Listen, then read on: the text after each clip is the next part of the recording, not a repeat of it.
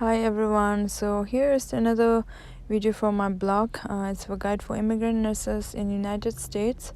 First get your ID and social security and then prepare for the NCLEX. And try to do the New York City because it's more faster than California. But you have to do the child abuse and infection control. But for both states, you don't have to do the TOEFL and IELTS for now.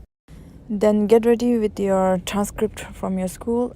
Sometimes they might ask you letter from your state, so get ready with that. And then they might send you a letter of approval, and then you can register with the person view and then prepare for NCLEX and schedule your test date and get the results. So watch out other videos in my YouTube and read all the blogs. I'll link the description below. Thank you for watching. Bye bye. Take care.